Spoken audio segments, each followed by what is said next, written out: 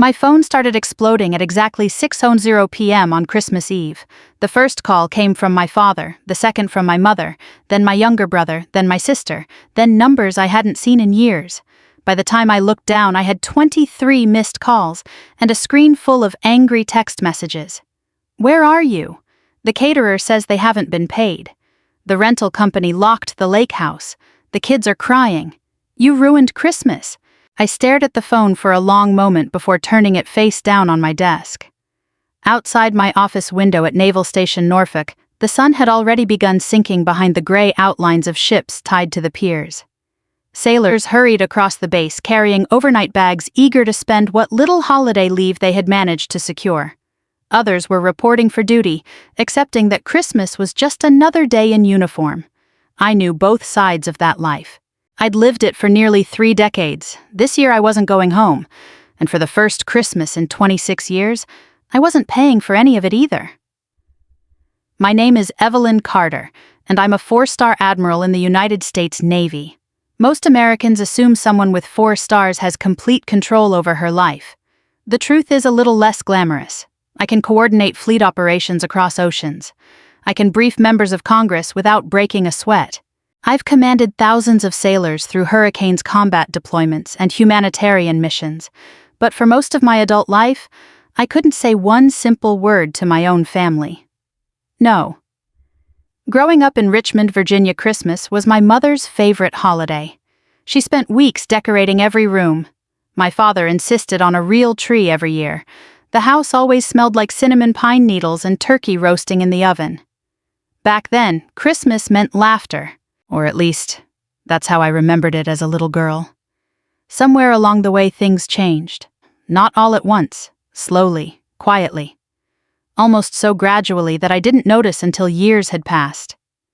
The first Christmas after I graduated from the Naval Academy, my mother called. "Honey, your father had a rough year financially." "I understand. We're thinking of renting a cabin for everyone. Since you're an officer now." There was a pause. "Maybe you could help." I wired the money. She thanked me. The next year they asked again, only this time it wasn't just the cabin, it was presents, food, decorations. My brother Kevin had just lost another job, my sister Melissa had a baby, Dad's truck needed repairs. "You're doing so well," Mom said. "You make more than any of us." I believed helping family was simply what good daughters did, so I paid. Years passed, promotions came, deployments came, responsibility grew. Every December the phone rang before Thanksgiving, not to ask if I could make it home, not to ask how I was holding up, not to ask where the Navy had sent me this year. Instead, "How much are you budgeting for Christmas?" That became the opening sentence. Every year, without fail. Sometimes they didn't even ask, they simply informed me. "We found a beautiful lake house. The caterer needs a deposit. Kevin's kids each want laptops. We're thinking prime rib instead of turkey." Then they'd wait, because everyone knew who would pay. Me. Ironically, I rarely enjoyed the celebrations I financed. Military duty has never respected holidays. Some years I arrived late, other years I left before dessert because my flight back to Norfolk couldn't wait. Twice I spent Christmas Day on ships crossing the Atlantic. Once I celebrated aboard an aircraft carrier in the Persian Gulf with sailors who hadn't seen home in 9 months. Still, the money always arrived before Christmas, even when I couldn't. My promotion to admiral changed how strangers treated me. Airports upgraded my flights. Politicians remembered my name. Young officers asked for career advice. But inside my parents' house, I was still just Evelyn, the dependable daughter, the walking checkbook. Kevin loved introducing me to his friends. "My sister's an admiral." Then he'd quietly ask if I could cover another overdue credit card. Melissa hugged me every Christmas. She'd whisper, "I hate asking." Then she'd ask anyway. Mom always said exactly the same thing. "You know we appreciate everything." Looking back, I realize appreciation never lasted longer than the sentence, because another request always followed. 6 months before that Christmas, I attended a leadership conference in Washington. It had been a long day filled with briefings, budget meetings, and policy discussions. I finally slipped outside the hotel ballroom to call home. No one answered. As I started walking back inside, I heard my mother's voice. She was standing around the corner with Melissa on speakerphone. Neither of them knew I was there. Mom laughed. "As long as Evelyn feels guilty for never being home, she'll keep paying." Melissa laughed too. "Don't thank her too much." "Why?" "Because she likes feeling important." Then my father spoke. His voice was calm, matter of fact. "She's easier to manage than Kevin." The three of them laughed. I stood frozen. I don't know how long. Long enough for every conversation we'd ever had to replay inside my head. Every sacrifice, every canceled vacation, every deployment where I'd mailed expensive presents instead of being there. Every promise I'd broken to friends because my family needed money. Not once. Not once. Had I asked whether they needed help. I simply assumed they did. Standing in that hotel hallway, I realized something that hurt more than any criticism I'd ever received during my military career. I wasn't loved because I gave. I was expected to give because they assumed I always would. I never confronted them. Not then. Not later. Instead, I went back into the conference room. I took notes, answered questions, delivered my presentation. No one there had the slightest idea my heart had just been broken by 3 ordinary sentences. Over the following months, I made one quiet decision. I wouldn't argue. I wouldn't announce anything. I wouldn't threaten anyone. I simply stopped arranging Christmas. I never booked the lake house. I never hired the caterer. I never ordered gifts. I never transferred a single dollar. If anyone asked, I'd answer honestly. But no one did, because everyone assumed I'd already taken care of it. Now, on Christmas Eve, I sat alone in my office while the phone kept vibrating across the polished wooden desk. Outside, snowflakes drifted lightly across the base, dusting the sidewalks in white. A young lieutenant knocked softly on my door. "Ma'am." I looked up. "The crew is gathering in the mess hall. They're hoping you'll join dinner." "I'll be there in a few minutes." He smiled. "Merry Christmas, Admiral." "Merry Christmas." After he left, the phone rang again. "Dad," I answered. He didn't even say hello. "The caterer just walked out." His voice echoed through the speaker. "They said you never paid them." I closed my eyes for a second. Then I answered with the calm voice I'd learned after decades in uniform. "That's because—" I paused. "I never hired them." Silence. Then came the sharp intake of his breath. For the first time in 26 years, someone else was going to have to figure out Christmas. My father didn't say another word for nearly 5 seconds. The silence was so complete I could hear voices in the background, children laughing, someone asking where dinner was, a door opening, then my mother's voice. "Jim, what's she saying?" He finally spoke again, but the anger had changed. It wasn't the booming outrage I'd expected. It was confusion. "What do you mean, you never hired them?" "I mean exactly what I said." "But you always hire them." "I know." "You always rent the lake house." "I know." "You always—" "I know." He stopped. For the first time in my adult life, there wasn't a script for this conversation.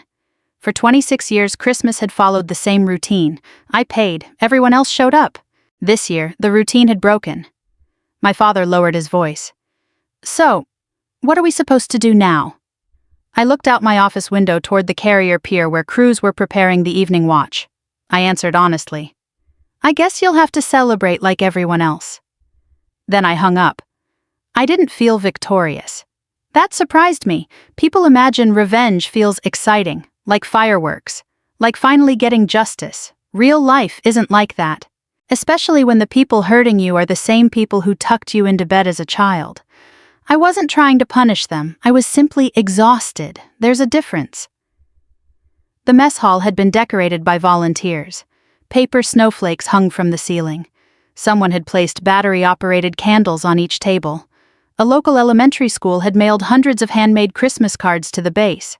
Some simply said, "Thank you for protecting us." Others showed stick figures wearing Navy uniforms with oversized smiles. One little girl had written, "I hope you get cookies today." It made me smile. The sailors noticed. "Ma'am," Chief Ramirez said, "we saved you a seat." I picked up a tray and joined them.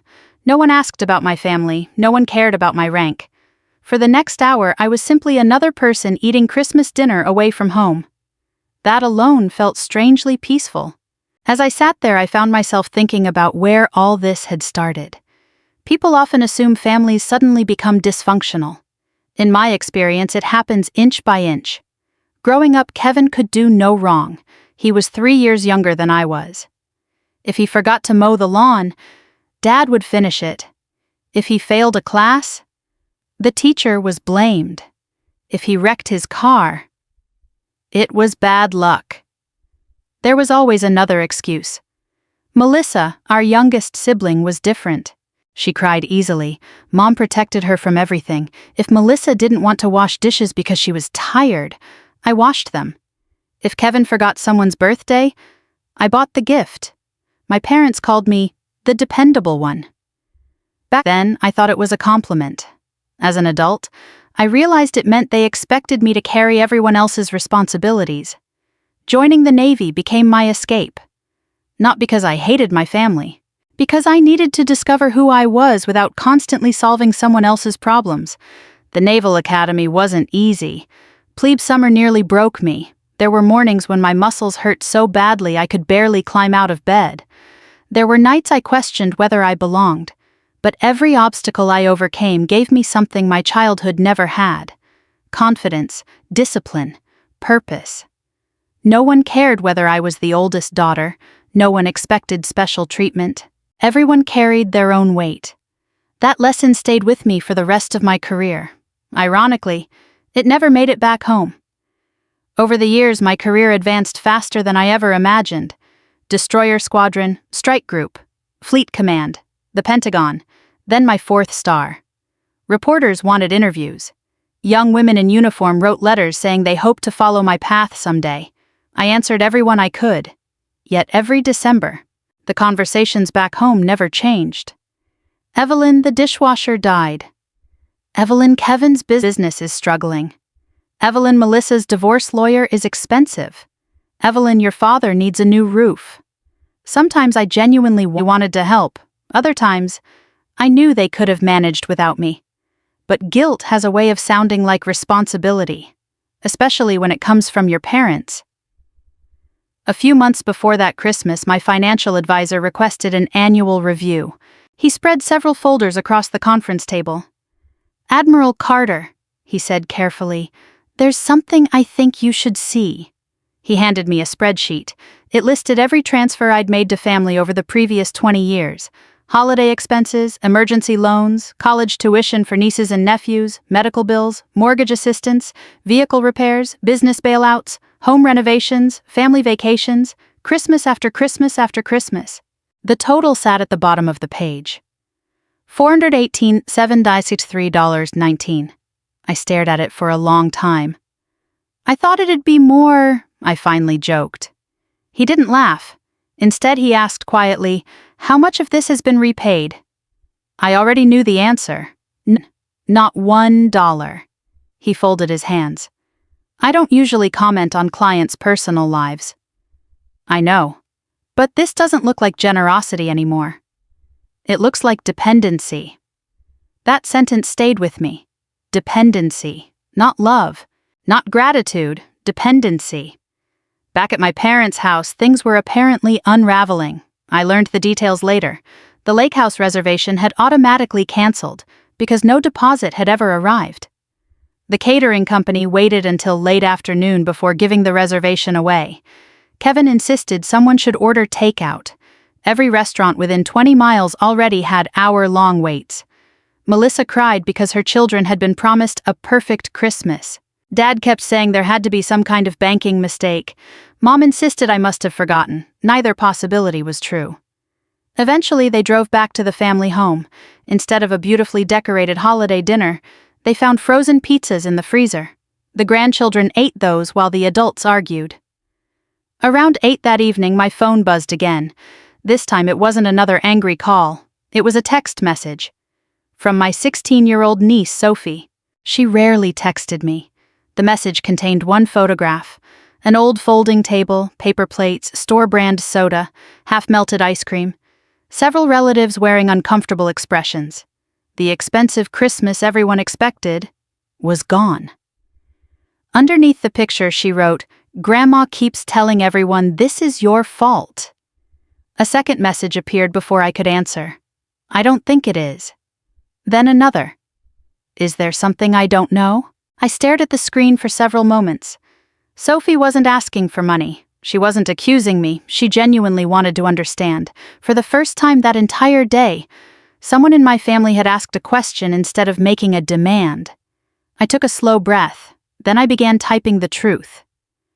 I stared at Sophie's message for nearly a full minute before I answered. There are moments when one text can change the direction of an entire family. I had spent years protecting my parents' image. If someone thanked them for hosting Christmas, I smiled and let them take the credit. If relatives complimented the beautiful lake house I never mentioned who had paid the bill. When Kevin proudly talked about our family Christmas tradition, I never corrected him. I told myself I was preserving peace. Looking back, I realized I was preserving an illusion. My thumbs hovered over the keyboard. I didn't want to turn my niece against her grandparents. I didn't want revenge to become bitterness. So I wrote only the truth. No, sweetheart. This year I decided not to organize Christmas or pay for it. She replied almost immediately. Why? I took another deep breath. Because I realized people expected it instead of appreciating it. The typing bubble appeared, disappeared, appeared again. Finally, she sent 6 words. I never knew you paid. Neither, I thought, did almost anyone else. Christmas morning on base always carries a strange kind of quiet. The work never stops. Ships still stand watch. Aircraft still launch. Security teams still patrol. The country doesn't pause simply because it's December 25th. At 7 o'clock, I joined the commanding officers for a brief holiday inspection before walking through the enlisted barracks. I made it a point every Christmas to shake hands with every sailor who couldn't be home. Some were 19 years old, some were in their 40s, some had newborn babies they'd only seen through video calls, others had no family left at all. A young petty officer from Iowa smiled when he saw me. "Morning, Admiral." "Morning. Any plans today?" "My mom's making cinnamon rolls." "That sounds nice," he laughed. "She's mailing pictures instead." We both smiled. Military humor isn't loud. It's the quiet ability to laugh at disappointment without letting it defeat you. I admired that. Just before lunch, my phone buzzed again. This time it wasn't family. It was my cousin Daniel. We hadn't spoken in months. "Hey, Ev." "Morning, Daniel." There was an awkward pause. "I hope I'm not bothering you." "You're not.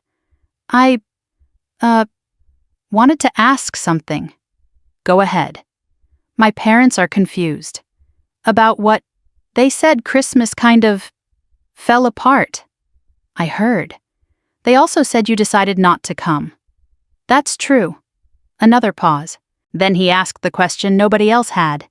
"Can I ask who usually pays for all that stuff?" I looked down at the coffee in my hand. "You really don't know?" "No." "I always have." Silence. Long silence.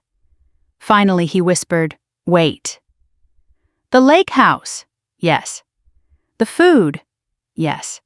"The presents for Grandma and Grandpa?" "Yes." "The caterer?" "Yes." "My kids' stockings?" "Yes." I heard him exhale. My God. I thought Uncle Jim paid for all of it. So did everyone else. By late afternoon, I realized something unusual was happening. The angry calls had almost stopped. Instead, people were asking questions. Questions have a way of weakening lies. Later, I pieced together what had happened. Daniel had mentioned our conversation to his parents. His mother had assumed he misunderstood. So she called another cousin. That cousin called an aunt.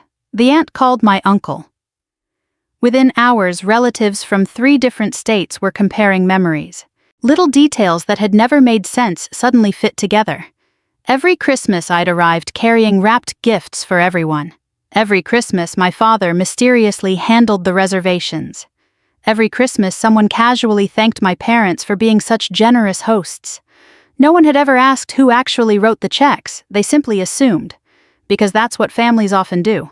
They accept the story that's easiest to believe. Somehow. Around 4 that afternoon, my Aunt Linda called. She didn't waste time with small talk. Evelyn. Hi, Aunt Linda. I need you to answer one question honestly. Okay. Have you really been paying for Christmas all these years? Yes. All of it. Almost all of it. Another long silence. Then I heard her say something that nearly made me cry. Oh, sweetheart. Not admiral. Not successful daughter. Not the one who can afford it. Just sweetheart. She sounded heartbroken. I had no idea. I know. Your father always acted like it was his gift to the family. I know. Why didn't you ever say anything? I smiled sadly. Because I thought that's what daughters were supposed to do, she answered softly. No. That's what parents are supposed to protect daughters from. By early evening, the family group chat had become unusually active. Normally, it was full of recipes, football scores, and grandchildren's pictures. This year, it turned into something else. One cousin asked who paid for the lake house before no one answered. Another wrote, I honestly thought Uncle Jim did. Melissa finally responded, Evelyn helped us sometimes. Daniel replied almost immediately, sometimes she told me she paid almost everything. Then came another message from a cousin in Texas. Wait, seriously, Kevin jumped in, this isn't anyone's business. Daniel answered, actually it is if everyone keeps blaming Evelyn. The conversation exploded, questions, confusion, old assumptions falling apart. For years I'd carried the financial burden quietly. Now the truth was doing something money never could. It was forcing people to see reality. That evening, instead of sitting alone in my office, I volunteered to help serve Christmas dinner in the enlisted dining facility. I traded my dress jacket for a serving apron. A few sailors looked surprised. One laughed. I don't think I've ever seen a 4-star admiral handing out mashed potatoes, I grinned. First time for everything. Word spread quickly. Soon the line became lighter. People joked, laughed, asked where I learned to serve such generous portions. Strategic resource allocation, I told them. That earned a room full of laughter. For an hour, rank disappeared. There were no admirals, no captains, no junior enlisted, just people sharing Christmas together. After dinner, I carried my own tray to an empty table. A young seaman named Tyler asked quietly, Mind if I sit here, ma'am? Please? He looked nervous. My family's in Oregon. I imagine you miss them. Yeah, he hesitated. Can I ask you something personal? You can ask. He stared at his coffee. Do you have family? I looked around the room. Sailors laughing over pie, someone calling home on video chat, 2 Marines teasing a Navy corpsman over football, a chief helping a brand new recruit open a package from home. I smiled. Tonight? I said quietly, I do. Tyler smiled back. I think that's a pretty good answer. So do I. Around 9 that night, just as I was getting ready to leave the mess hall, my phone rang again. The caller ID made me stop walking.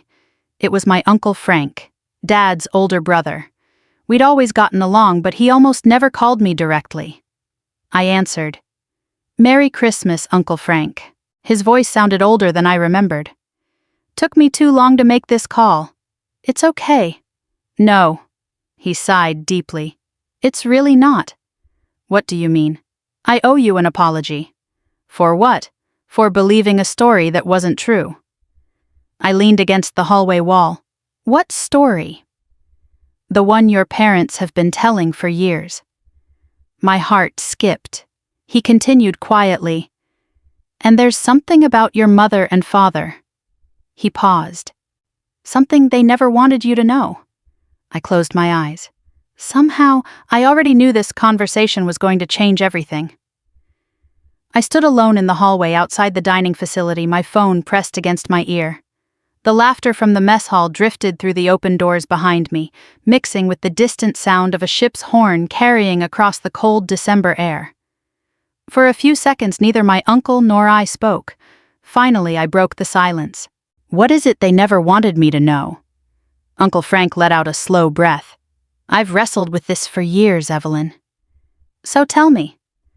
"I should have told you a long time ago." Frank had always been different from my father. While Dad believed family problems stayed inside the family, Frank believed silence often protected the wrong people. "I remember the day you got your appointment to Annapolis," he began. "I remember it too. You were so excited you couldn't sit still." I smiled despite myself.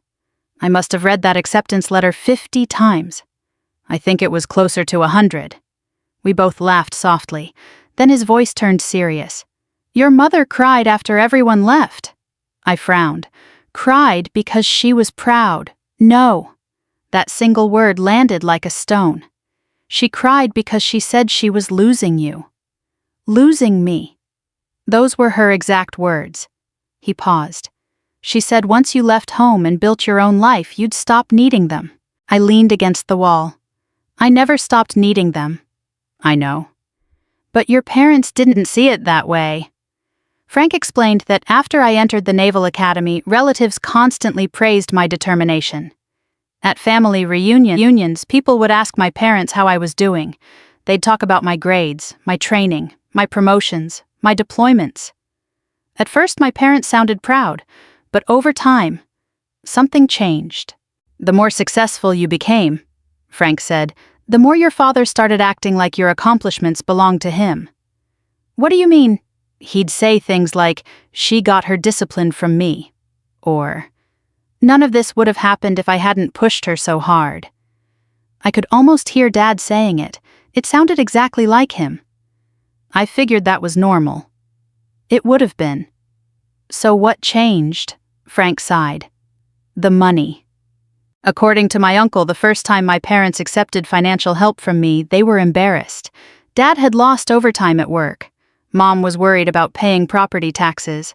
I'd quietly sent enough money to get them through the winter. Frank remembered Dad thanking him for raising such a generous daughter. "So he appreciated it." "He did.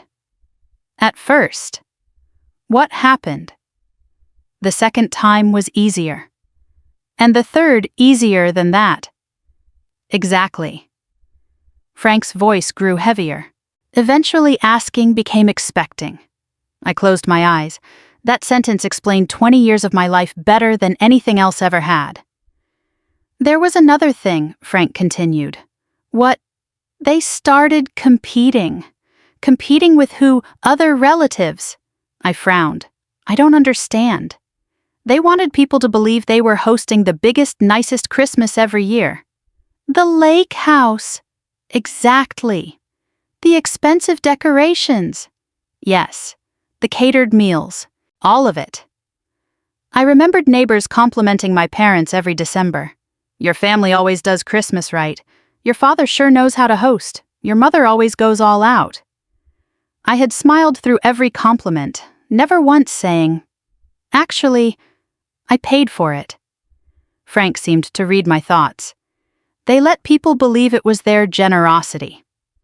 Were they lying? Not directly. But they certainly weren't correcting anyone. He hesitated before speaking again. "This next part isn't easy." "Go ahead." "There were times relatives offered to help." I blinked. "What?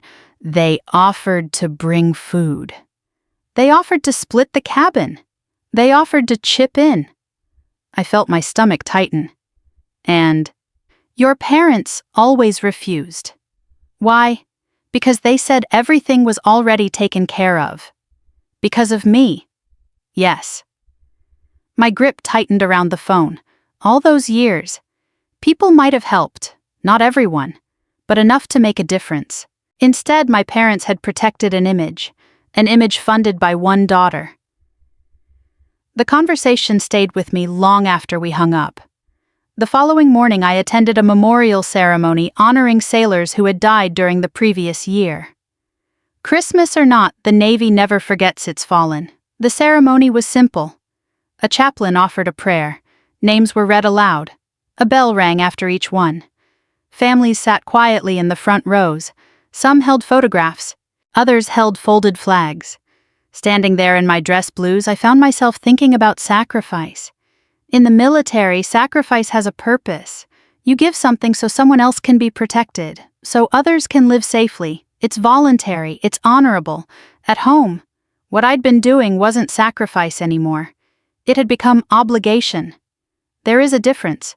One comes from love, the other comes from expectation. I wished I had learned that sooner. When the ceremony ended, a retired Master Chief approached me. He'd served under me years earlier. Admiral Carter. Master Chief, he shook my hand. I heard you stayed on base this Christmas. I did. Best place to be sometimes.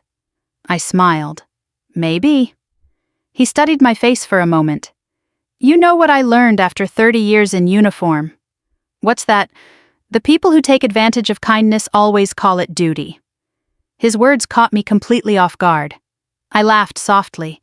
You've been talking to my therapist. He chuckled. No. I've just lived long enough. Meanwhile, things were changing back home. Not because I demanded it, because the truth had escaped. Aunt Linda later told me that relatives who had defended my parents for years suddenly began asking uncomfortable questions. If Evelyn paid all this time, why did nobody thank her if she stopped paying?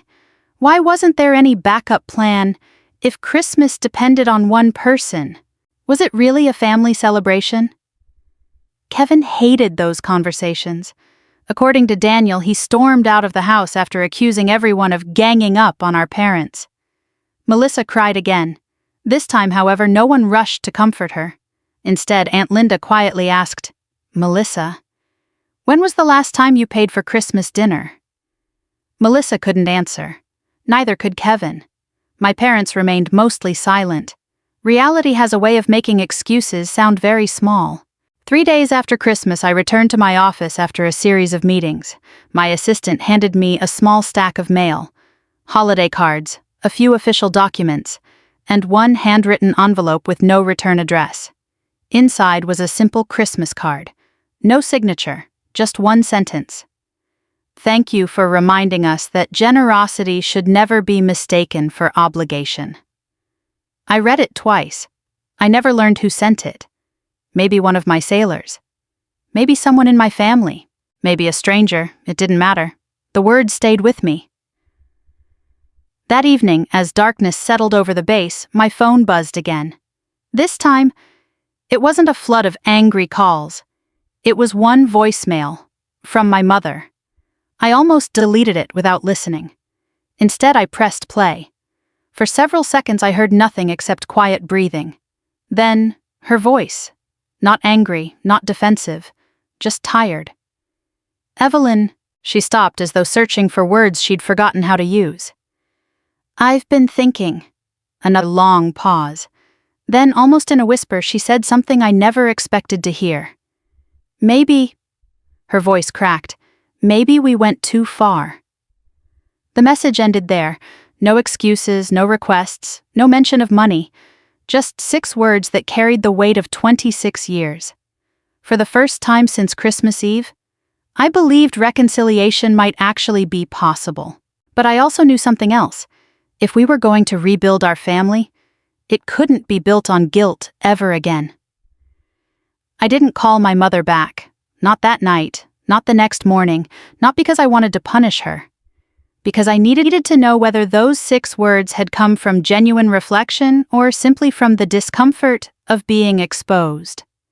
For most of my life, I had confused quick forgiveness with healthy forgiveness. They aren't the same thing. Healthy forgiveness requires honesty.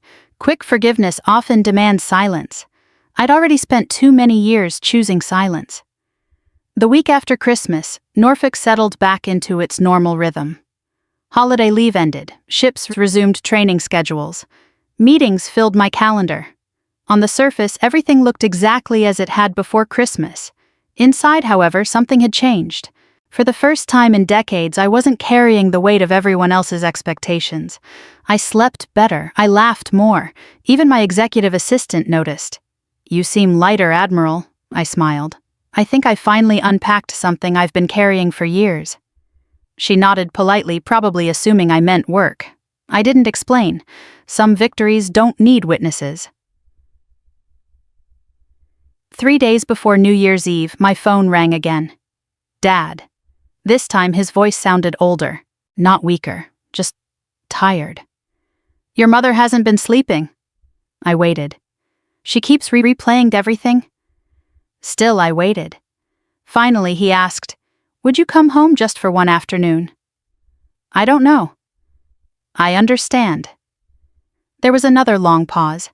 Then he said something that caught me completely off guard. I don't want to talk about money. I just want to talk. That was a first. I looked out my office window toward the Elizabeth River. Gray clouds hung low over the water. Ships continued moving because ships always move. Life doesn't stop while families figure themselves out. I'll come on Saturday. Thank you. And Dad, yes. If anyone expects me to apologize for Christmas, they won't. I mean it. I know. His voice cracked just slightly. I know. Saturday morning, I drove to Richmond alone. The familiar highway felt different. For years, every trip home had been filled with mental checklists. Did I remember everyone's presents? Did the caterer confirm? Did the rental company receive payment? Did Kevin need another loan? This drive was quiet. The trunk of my car contained one overnight bag, nothing more. No expensive gifts, no envelopes of cash, no carefully hidden surprises, just me. It felt strangely unfamiliar. My parents' house looked exactly the same. The Christmas lights were still hanging along the roofline. A few inflatable decorations leaned awkwardly against the porch, already beginning to deflate. Dad opened the front door before I reached it. For a second, we simply looked at each other. He seemed smaller somehow, not physically, emotionally. Hi, Ev. He hadn't called me that in years. Hi, Dad. He stepped aside. Come in. Mom was waiting in the living room. Her eyes were red. She stood up slowly. For a moment I thought she might hug me. Instead, she simply said, "Thank you for coming." I almost didn't. I know. No one argued. No one raised their voice. The silence itself felt honest. Melissa arrived about 20 minutes later. Kevin came 10 minutes after that. He looked uncomfortable before he'd even taken off his coat. Nobody knew where to sit. Finally, Dad cleared his throat. I think we all owe Evelyn an opportunity to speak. That sentence alone told me something had changed. For once, I wasn't being interrupted before I'd even started. I opened the leather portfolio I'd brought with me. Dad looked confused. Mom frowned. Kevin shifted in his chair. Melissa stared at the table. What is all this? Dad asked. Our family history. I handed each of them a folder. Inside were copies of bank transfers, canceled checks, invoices, receipts, and payment confirmations. Every Christmas, every loan, every emergency, every major expense, organized by year. I watched their expressions change page by page. 1999. The first cabin rental. 2002. Kevin's truck repair. 2004. Melissa's hospital bills after her first child. 2007.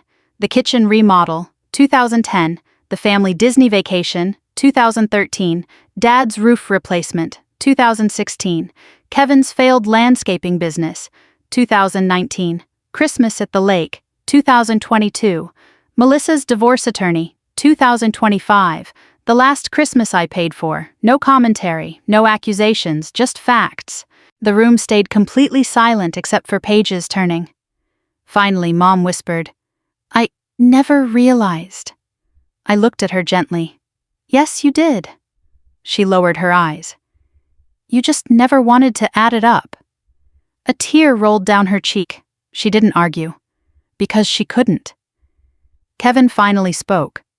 I always thought... He stopped. What?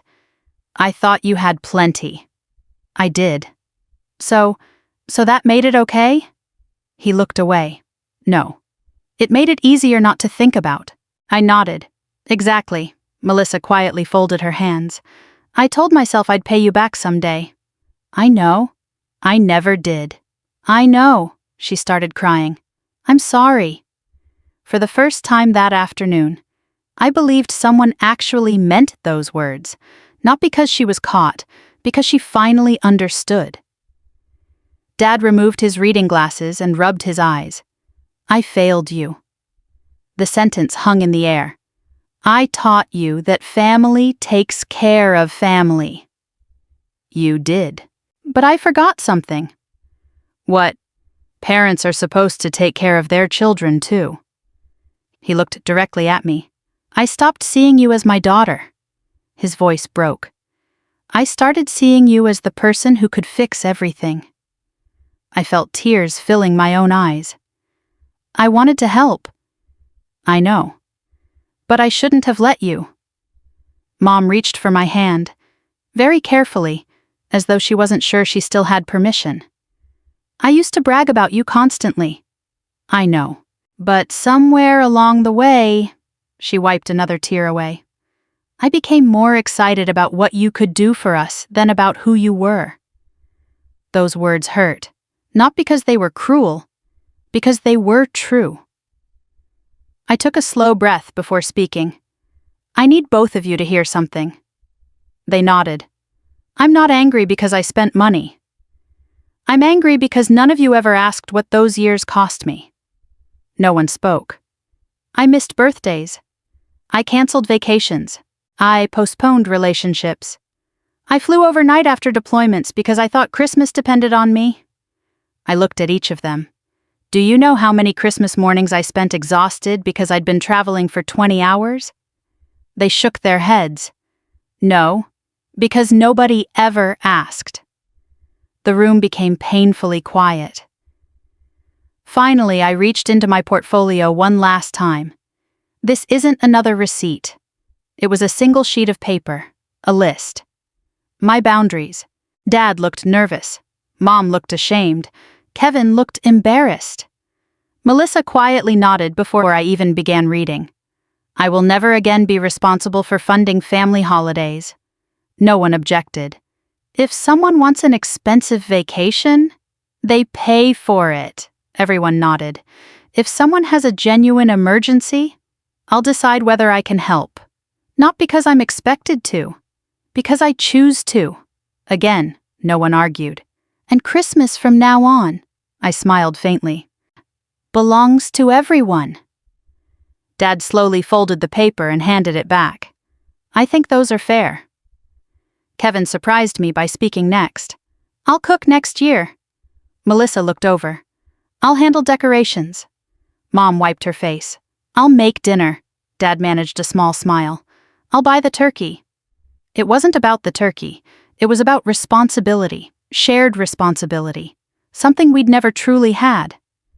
As the afternoon drew to a close, we stood together near the front door. No one knew quite how to end the conversation. Then Dad quietly asked the question he'd been carrying all day. Do you think, he swallowed hard, you'll ever want to spend Christmas here again? I looked around the house. The same walls, the same photographs, the same family. Yet somehow everything felt different. I smiled gently. I don't know. Their faces fell. Then I continued. But if I do, I looked at each of them. It'll be because you want me. Not because you need my credit card. No one had an answer. They didn't need one. Sometimes the truth says enough. The next 11 months passed faster than I expected. Life in the Navy has a way of measuring time differently. You don't count weeks, you count deployments, exercises, inspections, promotion boards, retirement ceremonies. Before I knew it, Thanksgiving had come and gone and Christmas was once again approaching. To my surprise, my phone stayed quiet. No one asked about a budget, no one mentioned a lake house, no one sent me links to expensive gifts. Instead, 2 weeks before Christmas, my mother called. Evelyn! Hi, Mom. We're putting together the grocery list. Okay. I wanted to know if you have any food allergies we should know about. For a second, I thought I'd misheard her. My food allergies? She laughed softly. Well, you're actually eating dinner this year. I thought I should ask, I smiled. I'm still not allergic to anything. Good. I'm making your grandmother's sweet potato casserole. It wasn't a long conversation.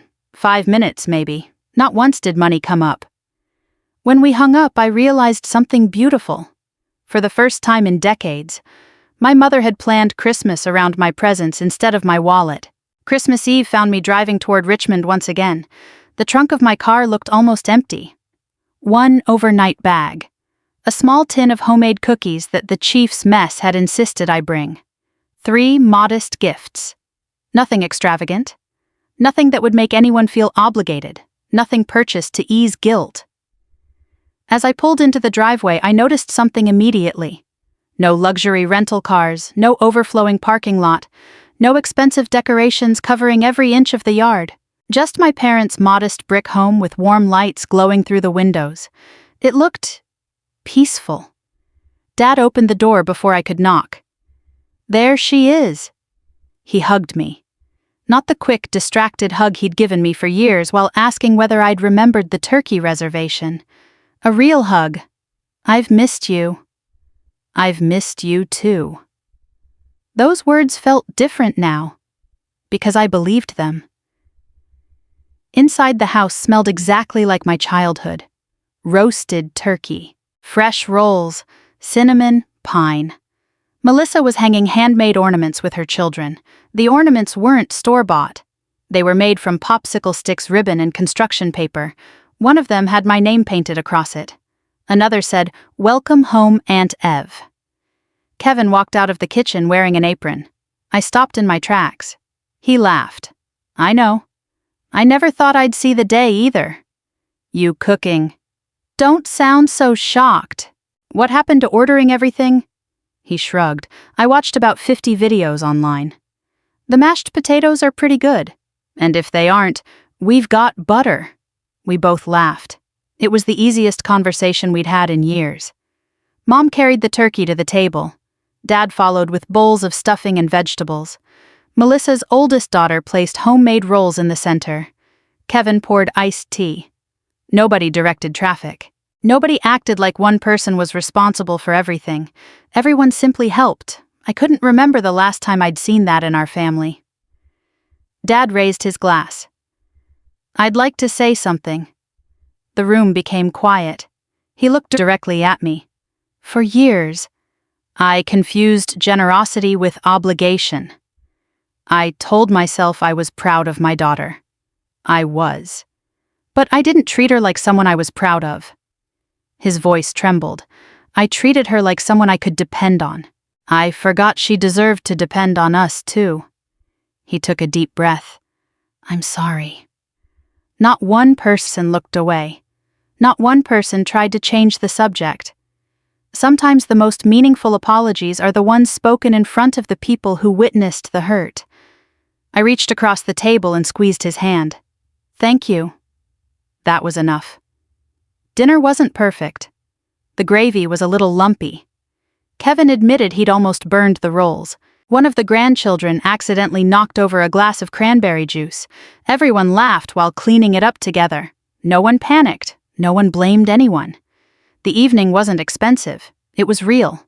And somehow, that made it better than every luxurious Christmas we'd ever had. After dessert, Sophie sat beside me on the couch. I'm glad you came. So am I. She smiled. You know, I've been saving money from my part-time job. That's wonderful. I'm helping pay for Christmas next year.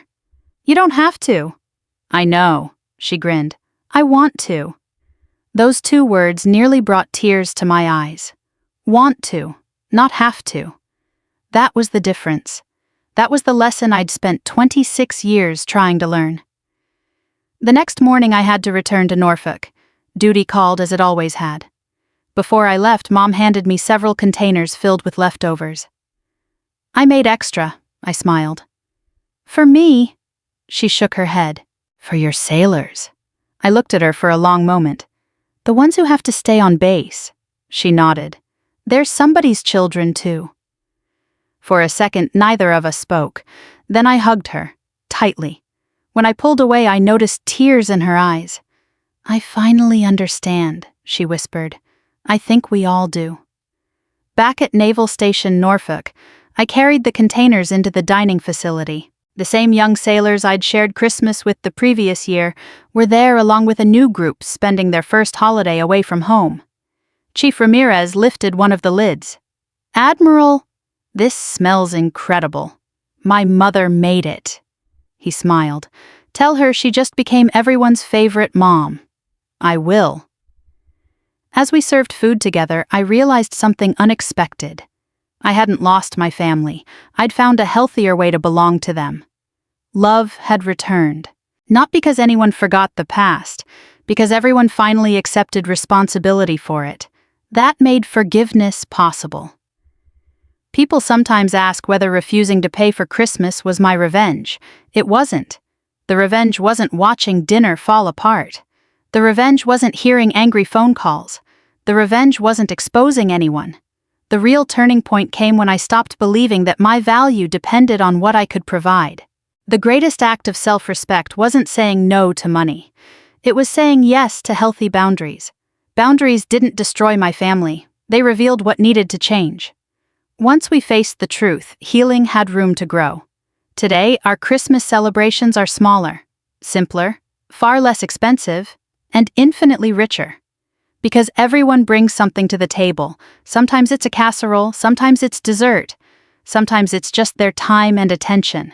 But everyone contributes. No one carries the whole family alone.